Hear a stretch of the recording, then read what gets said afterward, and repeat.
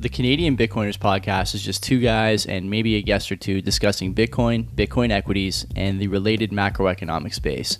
It's not meant to be financial advice, so please, if you're doing any investing, after listening to our program, do your own research, do your own due diligence, and understand that any money you invest can be lost. The show is meant for entertainment purposes only, and we hope you enjoy the program.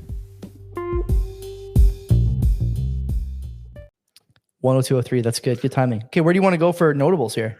Okay, we'll start off with the Persian rug pull story. I don't know what this is. I have no idea what this is, I don't think. Well, Iran, Okay. they attacked Israel. And I don't want to talk too much about this, but I just want to say that obviously this impacted the price of Bitcoin significantly. And I know this could have been a Bitcoin story, but this is more of a notable news if you think about it, because there seems to be, we're one step closer to a worldwide conflict. How close we are to it, I'm not exactly sure, but we're certainly closer today than we were 2 days ago. And for those unaware, anybody living under a rock, it was Iran. They launched some drones against Israel, and obviously that's created a whole bunch of buzz throughout the world. And man, oh man, what I found interesting, specifically to do with the Bitcoin price, though, is that it went down. It went down on a Sunday, I think it was, or Saturday, either one, Saturday or Sunday. It was the weekend when markets were closed. I would have loved to have known what would have happened if markets were open and an ETF was, those spot ETFs were being traded. That's exactly why I said that before. Yeah. And that's number one. Number two, a lot of volume, people were selling en masse. People were buying en masse too. Well, Bitcoin was reporting that I think 85% of their transactions were buying that day. And so a lot of people wanted to buy the dip. Coinbase stayed up for some reason. It's interesting because Bitcoin price goes up, volume is negligible. Bitcoin price Coinbase fucking drops, not once, not twice, but thrice, I believe. Bitcoin price goes down significantly, volume is fucking through the roof. Coinbase stays up. Kraken died.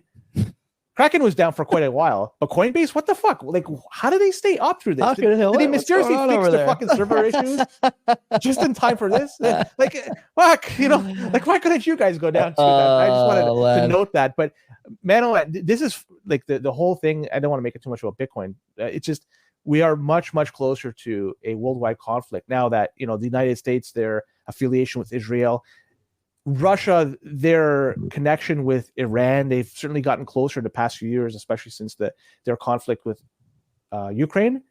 So this is fucked up. And now with Joe Biden out there, is he like Joe Biden? I can't even pronounce his name. Is he a wartime president? I don't know. Is he? He's a nap time president. What do you mean? This guy doesn't fucking. He's asleep at the wheel, buddy. What are we talking about here? They got to give him ice cream. But is he the guy that's going to be able to smooth over tensions globally? I don't know, man. Like, this is messed up. But I know what the thing I'm going to be doing. I'm not going to be buying real estate. I'm not going to be buying gold, even though the price is going up. I'm buying Bitcoin. But I anything you want to add to this?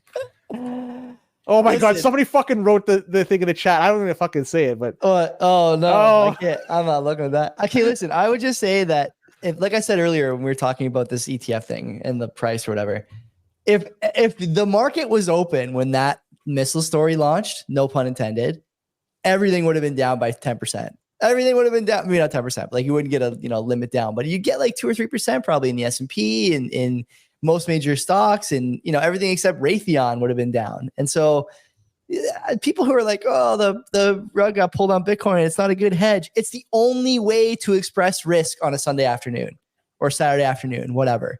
Like there's no other market open to sell at that time. And so people who have Bitcoin are selling. That's all. It's nothing to worry about. We've been through this before. Remember COVID when the stock market was going limit down? There's no fucking circuit breaker on Bitcoin. It's dropping 40% in like 4 hours. Like that's what happens. That's all there is to it.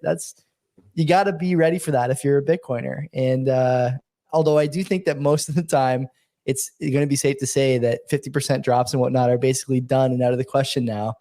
Those drops on weekends of 7 or 8% when Joe Biden says something that he shouldn't have said or slips going up the stairs of Air Force One or whatever, like, yeah, that's going to sting. But you got conviction, don't you, Anon? Like, buy a little more. Who cares? Doesn't matter. Hey, we Hang did in. it to CBP. Yeah, hang in there. No big deal. Though it's funny, the bull Bitcoin CBP chat lights up every time this.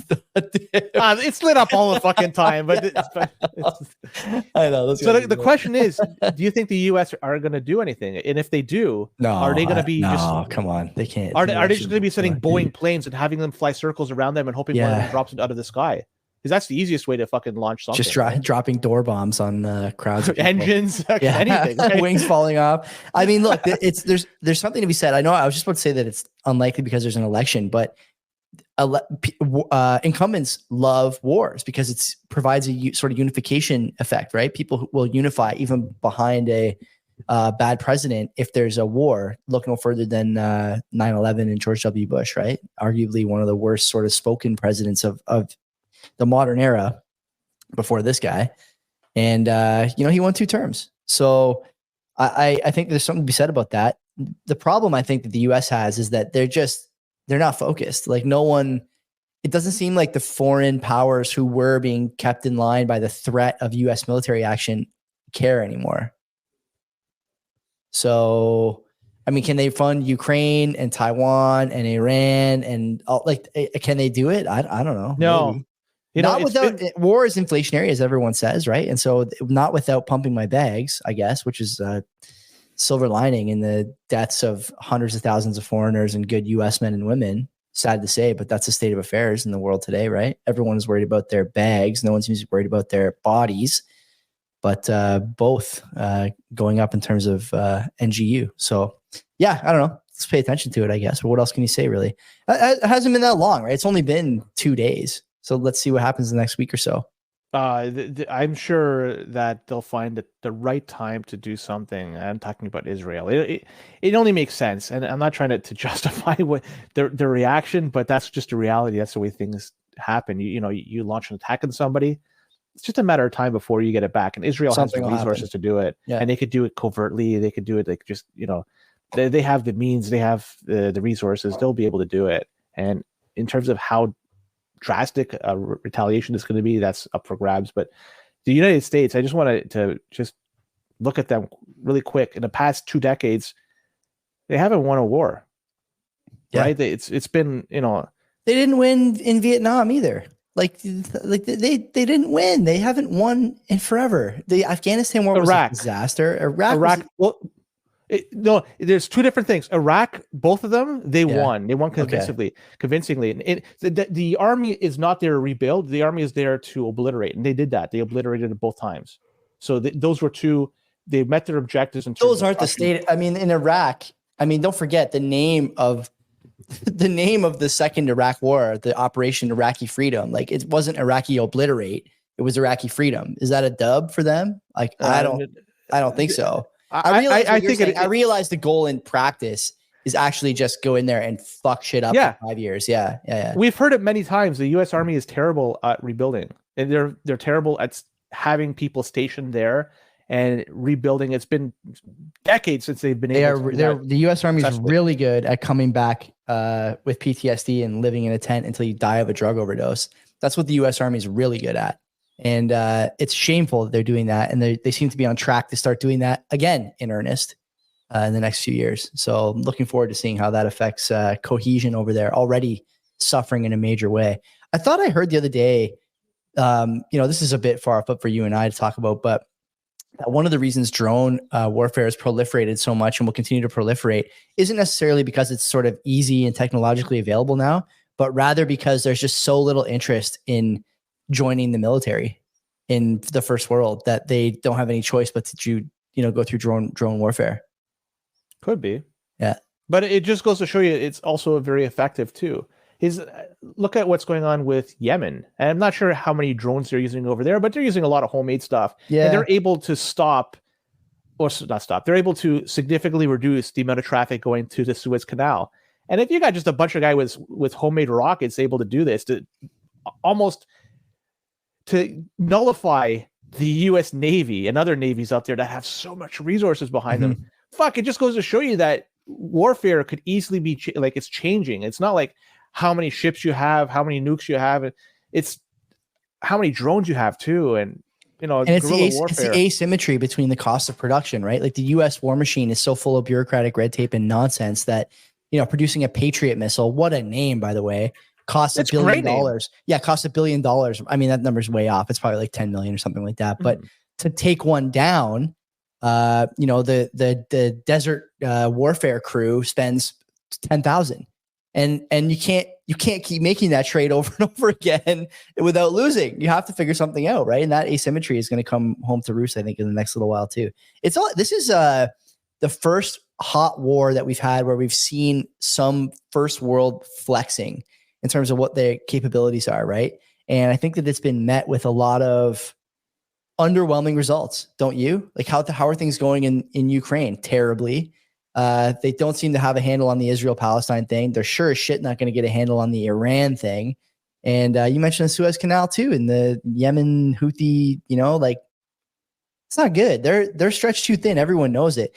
If the U.S., was as thin on the world stage as they are in the McDonald's lines, they'd be in a lot better shape. But they're not. They're very thin abroad in terms of military strength and military deployment capability, and it shows. It's starting to show. Let's transition to gold quickly. Sure. The price of gold. This is something that I'm going to be going like this the whole time. Hey, everyone needs a bit of gold. Hey, paisan. So, Jesus, Giuseppe Maria. We normally make fun of gold because who's we? I don't make fun of it. I think Bitcoin's better. It's the faster horse. I don't make fun of it. I have, and I my God. I used to be a gold bug, but then what happened with the repatriation or the inability to repatriate gold to Venezuela and Russia changed my tune. And anyways, we make fun of them, at least I do, but it's now starting to move in terms of the price. And it's up some 22% in the past 6 months. And it's also up 10% alone or almost 10% in the past month. And this type of swing in the Bitcoin world happens all the time, but in gold world does not happen often, but it's going right now. It leads me to believe, and I guess a lot of others, that there's some big entities out there that are scooping up and stacking gold. I just wrote about this 2 weeks ago in the letter. There's tons of Eastern banks, state and otherwise, are buying this stuff up. Yeah, it's not jabronis like you and I, retailers like us. No. It's big entities that have the ability to print money or have access to big money. And so this is like really fucked up stuff. And even if you want to go a little bit further down this rabbit hole, silver too is also doing well. It's actually outpacing gold. Yeah. And if you want to break it down further, silver is up 26% in 6 months and 13% higher in the last month. Both of those numbers are higher than what's happening with gold. And between this, we also have Japan's yen weakening significantly in the past while, bonds getting out of whack. And it seems like something is going to break. You look at all these things individually, they're interesting. Collectively, though, it's like, something's up here. And if something breaks, hopefully you have a hard asset you could rely on, like Bitcoin. I think it's important, and I don't know what's going to break, but there seems to be some potential for what I would call like an upward spiral almost, right? Where you're seeing like the price of gold move in a way that's not healthy in terms of its relationship to economic stability, political stability, which a lot of people say is what it truly hedges against, not, debasement, but rather stability issues. And then when you also talk about the relationship with rates, I mean, have you seen the alligator jaws stretching with rates? When you see rates go high like this or stay low, I should say, or I can't remember the nature of the thing, but like the relationship is supposed to be inverse of the other. And instead we're seeing this like widening, right? And I don't know, like when I think about the Bitcoin gold ratio, if there is such a thing, we usually move a lot faster and a lot harder and a lot more violently when gold makes moves up. When gold breaks 2,400 again in the next couple of hours, I was looking during the show here at the price of gold. It's back up to like 2,380 or something. When it gets to 24, 25, 26, like, are we like a week away from, I shouldn't say a week, but like, if you had to guess this year, Len, are we going to get like $100 gold day or $1,000 gold day? Or because with the wars and with money being debased at this record pace and inflation seeming to tick up again in the United States, like it just seems to me like there's room for gold to just hit like an everyone gets it moment, like we talk about in Bitcoin. And, whether I like gold better than Bitcoin or not, there's a lot of people who like gold quite a bit. And, I think the Bitcoiners are guilty of having this issue where they talk about gold, gold moved 1%. That's crazy, blah, blah, blah. Like Bitcoin moves 1% in an hour. No big deal. 1% in gold is like the entire market cap of Bitcoin. You guys do people realize that? It's an overstatement, but like for Bitcoin to move at the same rate gold is, like some of these small-ish gold moves in terms of percentage would require enormous market cap jumps in Bitcoin. And so it's something to watch when gold moves, whether we agree or disagree with that camp. We're fighting the same battle.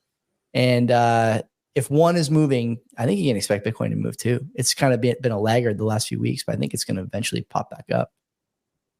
Well, you know what? There's another story about gold. I think it's a good time to bring it up because we talked about Costco selling gold some time ago, selling gold bars, and CNBC published a story, and they're indicating that Wells Fargo estimates that Costco is selling somewhere in the vicinity of 100 to $200 million of gold bars a month.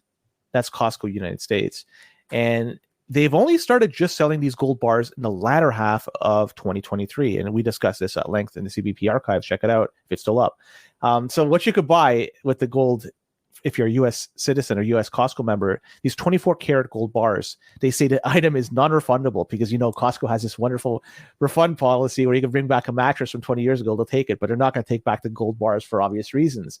They're saying it's a limit of one transaction per membership with a maximum of 5 units for every U.S. Costco member. This is up from 2 per member. So initially, when they first started selling gold bars, they were only selling 2 per member max. Now it's up to 5 per member. So crazy. Increase this number. In Canada, it's a little bit different. You could do 1 transaction every 7 days per membership, but a maximum of 2 units per Canadian member. So even if you buy, one this month, one next month, they're not going to sell you more than 2 units per Canadian membership. That's it. So a lot of people they're buying this gold from Costco. It's from what I could tell, it's around a 2% premium from what they're selling it from what spot price is, which I'm not sure if that's reasonable or not, but that's what Costco's selling it. But people are buying this at a pretty good clip. They're hard assets, but good luck transporting this shit. And how much time before Costco starts selling Bitcoin, or maybe Walmart starts selling Bitcoin? Like if they're selling these hard assets, why not sell something else like high quality engagement farming those tweets? But Costco will probably not sell Bitcoin for a while. I do think though, Len, if you look at who shops at Costco, that's not really the person you would have expected to be buying ounces of gold, right?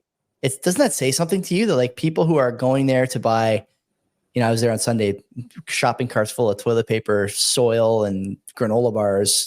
Throw in this $2,400 1 ounce gold bar. Of gold. Yeah. It's pretty crazy, right? That people are buying this stuff at such a clip that obviously the demand was high enough that they increased the total number you could purchase, right? I think the number they gave is 200 million. I would expect it to go up, wouldn't you?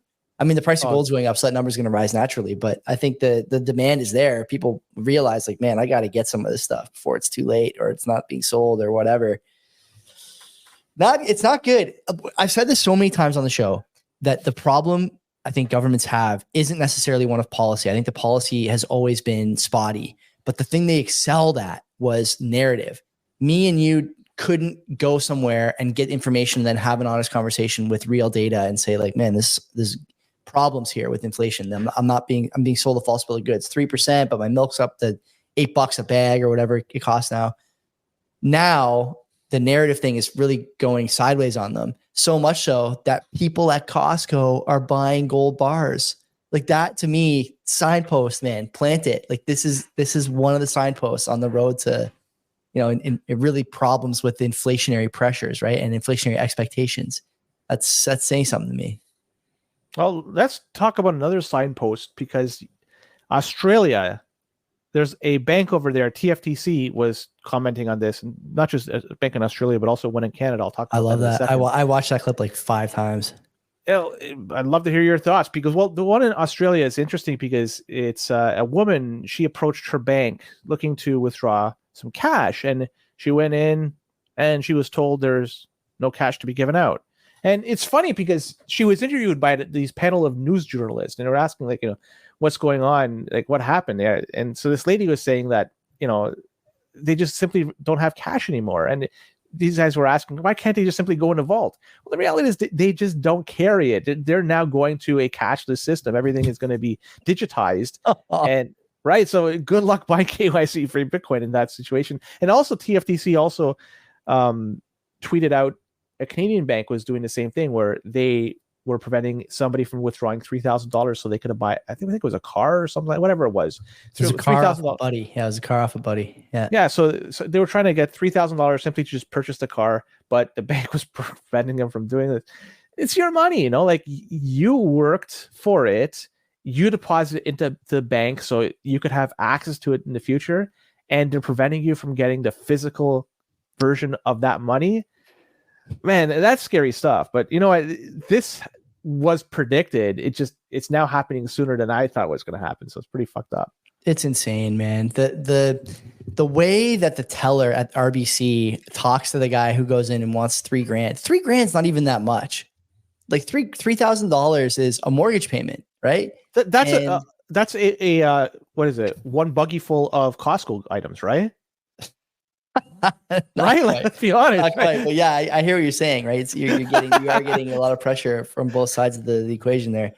Look, the Canada one is the one that I watched, and the way that the teller talks to the guy, Len, is incredible to me. Like the disdain she has for the guy who's like, "That's $3,000. I just want $3,000 in cash." Well, do you have a note from your friend saying you're buying his car? He's like, "It's like a note. What good is? Who cares about the note? Like, just give me the money." And she's like, "No, I'm not going to give it to you." And to the guy's credit, he's like, "I'm not leaving here until I get the money." I think this is shameful, embarrassing, ridiculous, but expected. Anyone who's been to a bank to pay for a major home rental project or pay for a car or whatever, they always want to give you a bank draft. They never want to give you cash. I had to get my roof done a couple of years ago and paid in cash. And the bank teller gave me a hard time just the same way. Well, why don't you take a draft? I don't want a draft. I want cash. I want $10,000 in cash. Give it to me in bills. Like, I'm not asking you for a bank draft. Oh, well, bank drafts are less likely to be frauded. I don't need to be, I don't care about the fraud. The roof is on my house already. Like, I just need the money now. Okay. Like, it's not a problem. This guy went through the same thing for a third of the money, Len. That's really the big story. That's not much cash, So what is the threshold now that banks are going to ask for that information on? Is it 3,000? Is it 1,000? What is it? It's crazy to me that people just go through this. And I tweeted today that, like, a lot of people will say, "Oh, they have to do this for fraud." Like, that's the fucking problem. And you're the fucking problem. Stop accepting this behavior. This is not acceptable. It's your money. Did you earn it? Did you work for it? Did you store it with them? Then you should be able to get it anytime you want. Yeah. For any reason. If you want to dance around in your room and film it in slow motion while the cash falls from the fucking ceiling, they got to let you have it. It's all there is to it. There's no other questions to be asked. But we're in this mode now where everything is fraud prevention and safety, and we got to make sure, we got to double check. You got to give us a receipt. You got to give us an invoice. I don't have to give you anything in Bitcoin. That's the way it should be. Let's talk about this Yahoo News story about what's going on in San Francisco. This story, Joey, is absolutely bonkers. Okay, so this the San Francisco Board of Supervisors. I want to get on that board, by the way, because of what they're trying to institute here, I got to get in. They're considering a remarkable policy that would allow people to sue the grocery stores should they close too quickly. I'm not talking about closing in the day. I'm talking about shuttering doors. Shutting the doors, yeah. And say that's it. So in this case, they're trying to make a case that if a grocery store closes too soon, people could sue. So you have to operate within good faith. And so what they're saying is the notice of closure has to be 6 months, although there could be some exceptions granted, but 6 months at least is got to be the minimum that you have to announce you're going to be closing completely and shutting. So completely they're saying, should stores close without proper notice, people who are impacted by this closure, they will be entitled to sue the closed store for damages. Now, this is totally bonkers, because if you are a store, if you've opened up in a particular area and you want to do business over there, you obviously are doing so in good faith. You want to make money. You want to serve the community. You want to stay open. You're not just there to open up and close within a month, because obviously that is very costly and it may tarnish your reputation in doing so. But the reason why these stores are closing is because of the unsafe environment, which is San Francisco these days, between drugs, crime, insurance going up, all this shit. It piles on to these store owners that they just cannot operate in this environment. It's no longer loopy. Profitable to do so. It's absolutely loopy, this whole thing. And now you have to give 6 months notice. It's not like you're leaving a job and you're giving 2 weeks notice. 6 months. And if you do that, what the hell's going to happen in that 6 months? So these people, they created an unsafe environment, and now they're forcing stores to give a long lead time before they're going to close shop. What this is going to do is going to encourage stores not to open up over there. If you are a franchise, say McDonald's or anything like that, and you have an opportunity to open up one more store in San Francisco, you're going to say, fuck that. I'm not going to do it. It's just not worth it. The headache. And so you're going to have a lot of these fucking stores, a lot of these companies, they're going to come up to these realizations. Setting up shop is just a headache that's going to potentially lead to a lawsuit later on should they close up because of any reason. So this type of idea, this type of policy, doesn't make sense. You got to let this fucking thing just work on its own. Provide these store owners an opportunity to thrive. Don't fucking set them up for failure and then sue them at the same time for when they want to leave. But that's all I got to say. What a fucked up story this is. Pretty wild that there's a question at all from politicians or from people in California, San Francisco specifically in this case, about why businesses aren't staying open. Do you not see how dangerous it is there? Like, what are people looking at? Did you watch, by the way, this debate that happened for unknown reasons, honestly, between DeSantis and Newsom a couple of weeks ago, maybe a couple months ago now? Not the two. Yeah, I didn't watch it, but I heard about it. So to give you some context here, okay? DeSantis pulls up a chart, a map of San Francisco, and he's like, have you seen this clip? No. He pulls up a chart of San Francisco, and in the chart, it's completely covered in POIs, in plotted points of interest. And he's like, for people who wonder why San Francisco is failing, this chart is pulled from an app where people disclose where there's fecal matter on the sidewalk. And it's literally every square foot of that city. People have been reporting this stuff over the last 6 months. Why do you think people shit on the street? Well, because they're not mentally well. And when you have that kind of dangerous population roaming around, truly zombified in a lot of cases, thanks to the drugs they're on, which in some cases are provided by the state or paid for by the state. What do you expect to happen to stores? You're going to get break-ins, you're going to get robberies, you're going to get theft, you're going to get all kinds of stuff. And broadly speaking, you're going to get people unwilling to do business there. So the business you have is people coming in to steal shit. And the people whose business you want are unwilling to go because it's too dangerous. What do you think is going to happen? Of course, they're not going to go, or they're going to close down. This law about you got to stay open for 6 months. Have you heard anything like this in your entire life? No, it's because ridiculous. It doesn't make sense at all. If you have the ability to open up shop, you have the ability to close shop. It's batshit. And again, it's this idea that you as a business owner owe the government or the people some level of loyalty and honestly some percentage of your bottom line, even though you're not getting anything for it and arguably are being left worse off. Like, that's not how business works. Any smart business person will just go, yeah, no thanks. I'm not going to do business here. Like you said, McDonald's or mom and pops or anyone. And pretty soon people won't live there. And soon after that, there will be no grocery stores for the few people that are left. And you can kind of see where this goes, right? I don't know what the draw is in San Francisco anymore. Like, who's living there and why at this point? Barry Bonds fans, and I guess a lot of IT, right? Like they still have There's Silicon Valley. I'm not sure if they live in a city or if they somewhere else, but I know a couple of years ago, like rent and just housing in general was so fucking expensive in San Francisco, just as a result of the fact that the IT sector was paying people so much money, rightfully so, and so was driving up the price of homes over there. I'm not sure if it's still very expensive to live over there. I don't know. I have no idea. I think it is. I'm pretty sure it is. So imagine whatever. You have to pay so much for your housing. Exactly. And still you have to live with the taxes are super high. You can't you can't drive your fucking car. There's nowhere to drive. The traffic is insane all over California. People pissing on themselves and stabbing you in the street. Like, why would you want to raise a family there or whatever? Like, you can't end the story. There's nothing else to it. And then the Athletics are leaving to go to Sacramento or something. Yeah. Man, it's just getting worse in the Bay Area. The Lakers are going to be forced to sign LeBron James' son next year. You can't stay. You can't stay there. Is they actually doing that? They might. Listen, tomorrow night, thank God Plate's coming here at 5, because tomorrow night at 7:15 or 7:30, the Lakers are playing the Pelicans in the playing game, and it's going to be fucking awesome. I can't wait. The Pelicans. New Orleans. Do you know LeBron James is in year 21 right now? Yeah. He's got more points, minutes, rebounds, assists, steals this year than every other year 21 player ever combined. Okay. Pretty good. That is very good. How many was it offensive player in a year and defensive player in a year? There's none of that stuff. It's just MVP. He's won, I think, 4 or 5 MVPs. He should have won for like a decade straight, but there's voter fatigue, obviously, like there is in every sport.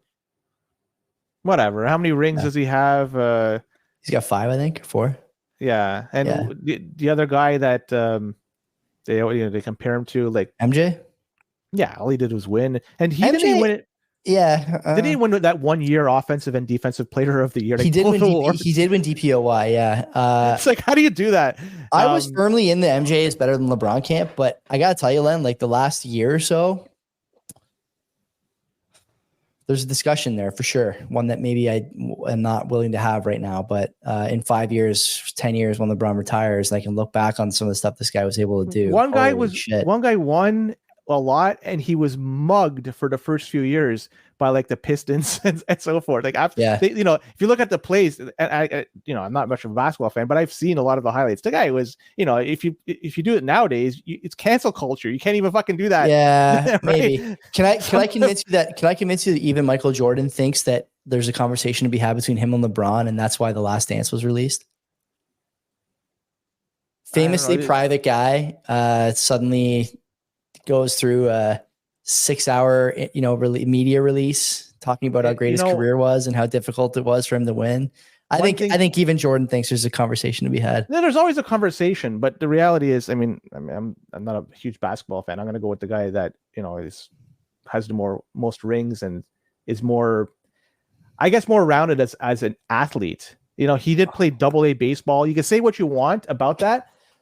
He didn't hit all that well, but he stole quite a few bases.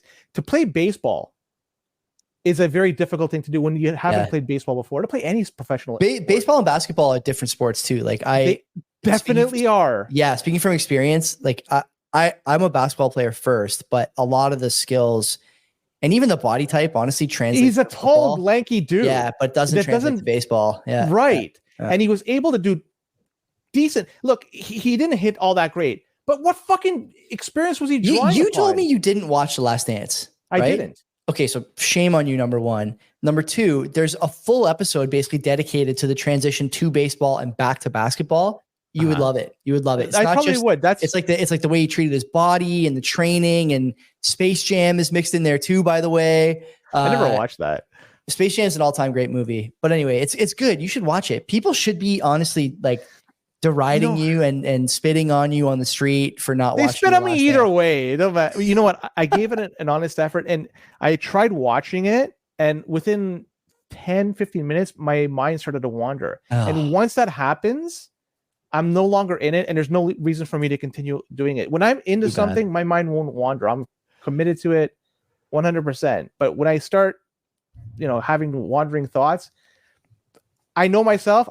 It's just no reason for me to do it. I could power through it, but I'm not going to thoroughly enjoy it. So I'd rather do something else. Fine. That's me. Anyway, let's do a couple more stories here. We're talking too much side content. Well, you know what? The side content is fun. I fucking talk about that all day, right? Especially old NHL. The Canadian budget comes out tomorrow. That's big. We could spend some time on this if you want, because I think we should. Well, I'll just lay the table for you, and you could just drive me in here. So there has been a lot of announcements in the past few weeks, month or so, by the Canadian government. So you had ministers fanning out throughout the country with a whole bunch of different announcements.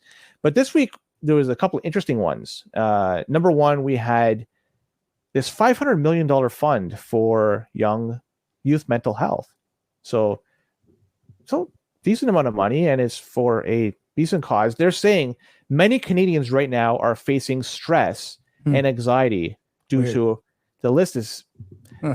What do they put on there? What do they put on the list? War, geopolitical unrest, climate change, absolutely that, and financial strains. So, interesting. Huh. Yeah. So because of a lot of this, young people need access to some sort of support.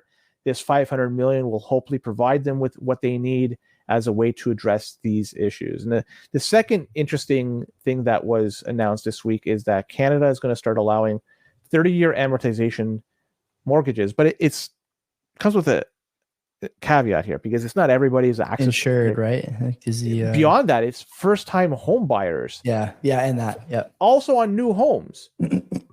So you're really narrowing down who's going to be able to get. So if you think about this, now I'm using through the lens of myself living in the Greater Toronto area.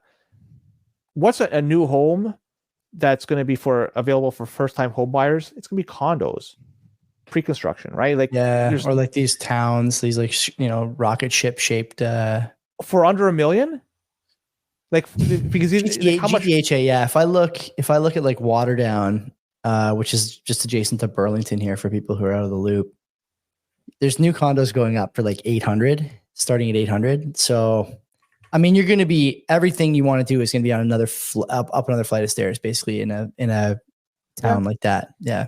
Yeah, so I'm looking at that. This is specifically for young people who want to get a pre-construction, and I don't think it's really for townhouses, detached, no way, because young people don't have the capital required to qualify for a mortgage, even with 30-year amortization. It's going to be specifically for condos. So maybe this is going to be helping out pre-construction for the next little while, which has been taking a beating. Yeah. A lot of people are walking away their deposits, or I'm not sure. Well, they need to force more supply onto the market because rates are too high to get capital, and without buyers, like, what do you do? So you have to, again, you're sort of pulling the wrong side of the lever here, but this is what they do, right? So, well, kind of another thing that they announced, which is really good, and I'll throw it over to you, is that they're forcing mortgage lenders to have a direct link to CRA to get access to information. So they're talking about it. Oh, I thought this was not yet implemented. No, but they realize there's a problem. At least they're saying they realize there's a problem. Yeah, and the rationale for this is because there could be some fraudulent documents out there that is enabling people to getting access to funding. So obviously they have a greater pool of people potentially buying, raising the price. So if you could weed out the people that are fraudulently submitting documents and getting approved, then there's less people out there buying, and you could lower the price of the home. So that's the idea behind it. But yeah, that's basically, I'm not sure if you want to add anything else to this, but that's what happened this past week. This is like a total joke, right? I think it's a poorly thought out policy, not because the people who are thinking about it are just doing a bad job, but because there's an unwillingness to discuss what the real problem is. The real problem is that there's not enough supply and that they keep bringing in more demand. There's an unwillingness by both major parties in Canada to say, decisively, we're going to cut immigration or stop it outright because this is a problem that we're having now. It's causing significant issues in both social cohesion and in economic well-being for a huge number of Canadians of all ages. Without willingness to have that discussion, you have to come down on the side of what basically amounts to stimulative policy choices, right? If you extend amortizations, it allows more people to buy houses. More people buying houses pushes prices up. That's not that hard to figure out. The other thing they added was now you can take $60,000 from your RRSP to buy a house instead of $30,000. Well, I wrote this in the newsletter. This is I think good research from CBP, honestly.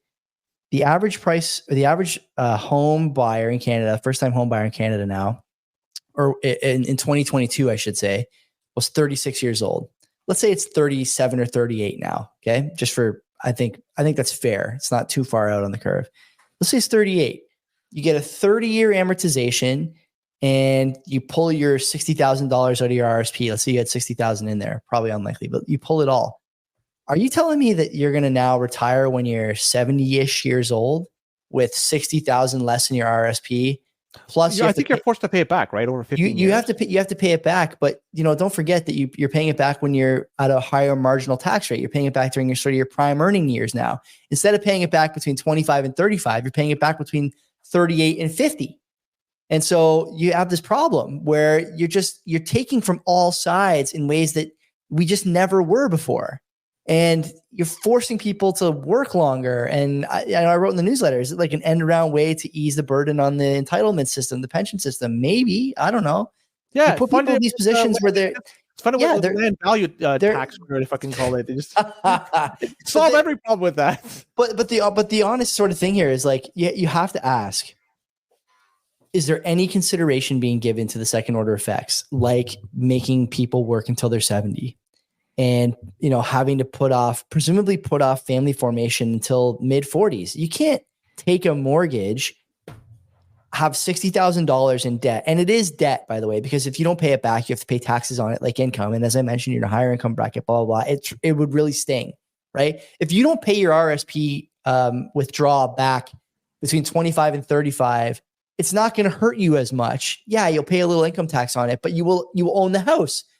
If you are making 90 or 100,000 at 50 and you have to pay your taxes back, well, you're gonna have to pay suddenly a $30,000 or $40,000 bill on $60,000. Like it's going to be expensive. And when they come up with these policies, I just wonder if there's any real consideration being given to these second order effects, because it doesn't seem to me like there is. It makes it very difficult for Canadians. And really, like I mentioned, the price pressure is positive. It's not negative. These are things that will inflate the cost of homes. Everywhere we look all over the world, not just here, but everywhere where there is government support, either policy or subsidy or whatever, to affordability, it just makes the price go up. Government becomes the agency or the body who bridges the gap between what the actual cost is and what the inflated cost is thanks to these programs. Everyone pays the price. And then at the end of the day, if you look down the road 10 or 15 years, these policies, like I wrote in the newsletter, may be moot, because I don't think Sussex is going to be red for too much longer. But the point is that there's, again, this unwillingness to discuss the real problem, which is there's not enough supply and there's way too much demand. The price is a symptom of this problem, but there are other things that would be easier to do, maybe not politically palatable for the moment, but easier. And I appreciate that there's a need for low wage labor by big corporations, but it's really starting to throw things out of whack all over the place. And, listening to Premier Ford today, making a transit announcement in Milton, he's talking too about how Ontario grew by 1 million people the last 2 years. 1 million people the last 2 years. Like, that's a huge number for Ontario. And they're all in the same 100 kilometers, basically from Hamilton to Toronto, Scarborough, whatever, Milton. That's a huge number for Canada. Never mind just Ontario. Yeah, exactly. Right. Yeah. And so that's the thing. And we talk about this all the time. With 1 million people coming in every year of all stripes and designations, in terms of PR, immigrant status and whatnot, they're all going to the same three places. It's Vancouver, it's GTA, and it's probably Ottawa, right? Like I don't know where else they'd be. Montreal. I know they do their own immigration, but probably there's a lot of they're not landing in fucking Regina, right? And so you have these problems popping up in the major metropolitan areas in the country. The fix is not telling people they can take more of their savings that they don't have, or use their home savings account that they have no money to put into. The fix is we got to build more houses and we got to slow the demand. We have to. And there's an unwillingness to do that. And so until that changes, you're going to have the same problems, I think. Canada, for a number of years, this century, they were letting in about 250,000 people per year. Yeah. I'm not sure if that is the magic number, but that's what they were doing for a number of years. And, maybe it's time to revert back to that. I'm not sure if, I don't know, just throwing out an idea, because I know that from COVID, when they shut down the economy, there was a stoppage of immigration. So there was very few people coming to Canada for obvious reasons. Yeah. And then once things open up, then they ramped it up to try to catch up what they've lost during the closure. But then it seems like they continually increased that number coming in, and here we are. So yeah, it's creating a strain on the housing system, and you see a lot of students here, 7 students for living in a basement, for instance. Like there's a lot of... seven is conservative. I want to add one more thing before we wrap up. Oh, I have one more thing. I just want to add. I'm not going to be very long. I just want to see if you want to talk about it. But yeah, go ahead. Sorry. So just one more thing here from the Scotiabank letter. I'm going to write about this in the research report this coming week, because this is obviously a huge story. Scotiabank has a couple of great stats in their letter, and I just want to read you a paragraph here. New imbalances are also emerging. This is a federal budget preview. The federal government has had to lean heavily on corporate taxes, which have doubled in real terms over the past decade, doubled, to offset direct program spending that has shot up 40% in real terms over the same period, even as GDP growth has turned out a mere 17% gain. What? But I want to see what's per capita too. That's probably another one that's missing. The public sector footprint has grown with expenditures. Operating costs in fiscal year 24 were pacing at 3.6 year-to-date growth through January, despite earlier plans for a contraction. 3.6% growth, plans for a contraction. Those are things not jive. As the rest of the economy normalizes, the federal government will need to right size as it butts up against the limits to its spend then tax approach. There's no money for this, and there's no more taxes to grab. They're at the limit of what's possible unless you just do deficit spending. So and, CBC was saying, not feasible. So you saw the article from CBC. They're predicting that economists are at least predicting that they're going to be raising some taxes in tomorrow's budget as a way to help offset the money that they have. Who are they going to raise it on? Loblaws? I don't know. Is Loblaws the last story? Yeah, so that may be. I'll just be quick. The grocery store markup. Apparently, there was an exposure on this, and they're raising prices quite a bit. I'm not sure if this is factual or not. This leak, but a lot of things are being marked up. CBP economist Boomer had a comment on this because I sent him this story in our CBP chat. We have CBP chats with everybody. He makes a good point. There's some data maybe missing there, but I think the bigger story is that. We're kind of in this place now where clearly there is a friction between the public and the corporations, principally the grocery stores, about why affordability is so low. And these guys, we've said in the past, are really low-hanging fruit for the average person. I went to the store today to buy milk, salsa, olive oil, bananas, cherry tomatoes. What else did my wife have me get? I forget. I think that was it. And looking at the prices for some of the stuff, like a bag of milk, I honestly haven't looked at the price. It's $8, $7.99 for 3 quarts of milk. And I don't remember it being more than $6 like 2-3 years ago. And now it's up to that. Bananas are expensive too. We're eating still quite a bit of meat, but we've cut back in a lot of places. I love having, for example, like mini wheats in the house or sugary cereals in the house. I just don't do it anymore because the box of cereal is $10. Holy fuck. Yeah, like Cinnamon Toast Crunch. I got it on sale the other day. It was like $7, but it's usually $10 for a family size box. Crazy. And it's less than it used to be too, right? Anyway, all this to say that, again, the problem isn't necessarily with what's going on in terms of pricing. Pricing could have always been bad. The problem is the narrative now has completely gotten away from the powers that be, whether it's corporations in this case, or the government. And, Weston, I don't think the guy's a bad businessman. He's actually a very good businessman. But he would have to admit that this thing would come apart at the seams if competition was allowed to arrive in Canada and really put down roots. But it's not. And Len, what is your view on that? My view is that the only reason competition is not allowed to exist is because Loblaws lobbies so goddamn hard that there's not going to be anyone else available to come in or able to come in. Well, I also read today that one of the big name Loblaws lobbyists is Jagmeet Singh's brother-in-law. Did you know that? No, that's so there's ties everywhere, right? Like I expect some level of corruption or like these sort of offhand relationships after a long time being in government. That's sort of natural. I don't necessarily think those relationships are bad. The same reason I expect like a guy like Donald Trump, right? Everyone's like, oh, look, he knows this person. He's giving this person money. Like, well, he knows everybody. There's always going to be a connection, right? But again, the optics and narrative have really gotten away from the usual players, and now it's starting to cause problems. And the Reddit post that I shared with you guys on the weekend, where they have all Loblaws margins by percentage. What was the markup on butter? It was 50% gross margin on butter, something like that. 35% on sour cream. Like, I don't eat a lot of sour cream, but that's eating pretty good if you ask me. remember not too long ago, Canada was thinking about having some sort of competition bureau set up to try to. Yes. So that could be one reason of many that would prevent competition from spawning in Canada.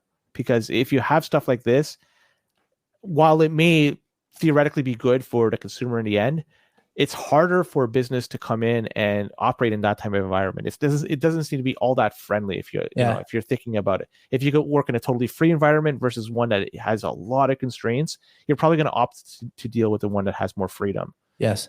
But that's just, again.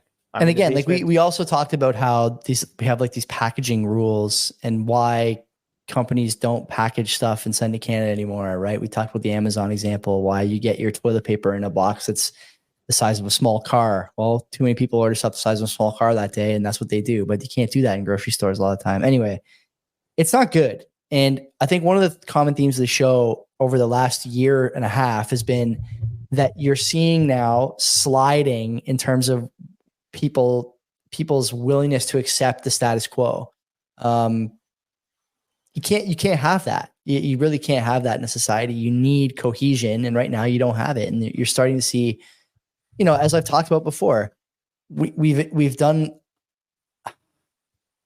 I'll try and pick my words carefully for all our sakes.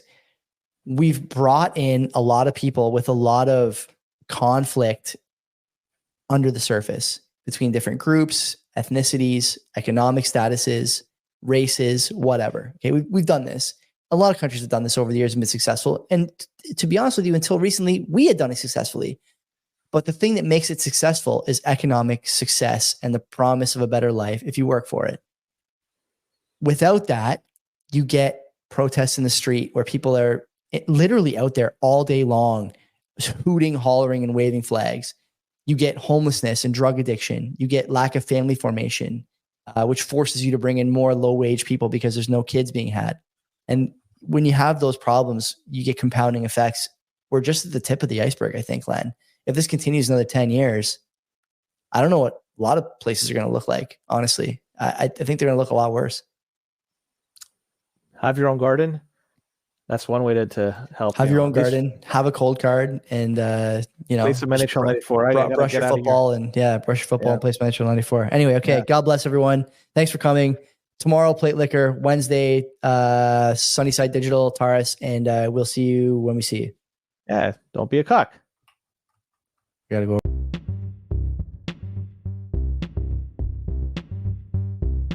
Don't forget, everybody, lots of other stuff on CBP Media Network, including Two Whites and a Blue. Me, Joey, my brother-in-law, Mike, and our friend Will talk about all the problems millennials are having with finance, romance, and just getting by.